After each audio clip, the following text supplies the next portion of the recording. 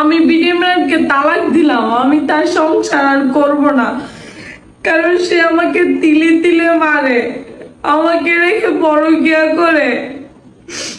আমি জানি না এই ভিডিওটা থাকবে কিনা, কারণ তার ফোন থেকে সে ডিলিটও করে দিতে পারে। আমি আর মিডিয়াতে আসবো না। সে আমার বাচ্চার আর আমার খরচ দেয় না। আমি কখনোই মিডিয়াতে আসতে চাই না, সে আমার জোর করে মিডিয়াতে নিয়ে আসছে।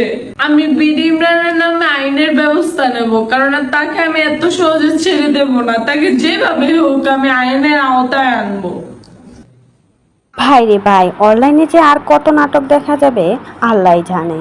কয়দিন পর পর নাটক ড্রামা শুরু হয়ে যায় শুধুমাত্র ফেসবুকে। ভিউ ব্যবসা যখনই কমে যায় তখনই সেলিব্রিটিরা নাটক শুরু করে দেয়। এদিকে রাজা আর মৌসুমী কয়দিন আগে নাটক করলো, তারপর আবার একও হয়ে গেল। এখন আবার শুরু করেছে বিডি ইমরানের বউ। বিডি ইমরানকে নাকি তালাক দিয়ে তার সন্তানকে নিয়ে চলে যাচ্ছে, এমনই একটা ভিডিও পোস্ট করলেন। কিছুদিন ধরে তাদের ভিউজ ডাউন হয়ে গেছে, তার জন্যই কিন্তু নাটক ড্রামা শুরু করে দিয়েছে। কয়দিন আগেও ব্রাইডাল শ্যুট করে নিল, হাজার হাজার ব্রাইডাল শ্যুট করে টাকা ইনকাম করে নিল।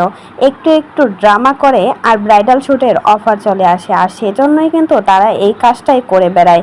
কয়দিন আগেও বিডি ইমরান আর তার বউকে বেশ ভালোই সম্পর্ক দেখা গিয়েছে। হঠাৎ করে কি এমন হলো যাতে করে বিডি ইমরানকে ডিভোর্স দিয়ে তার বউ চলে যাচ্ছে? ছোট্ট 2 মাসের বাচ্চাকে নিয়ে ভাবা যায় এরা পারেও বটে, সাথে আবার দুধের শিশু সেটাকেও অ্যাড করে নেয়।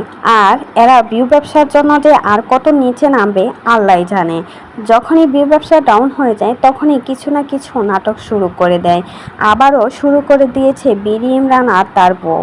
বিডি ইমরানকে নাকি ডিভোর্স দিয়ে সে চলে যাচ্ছে, কারণ তার সন্তান আর তার নাকি ভরণ পোষণ কোনো কিছুই দেয় না।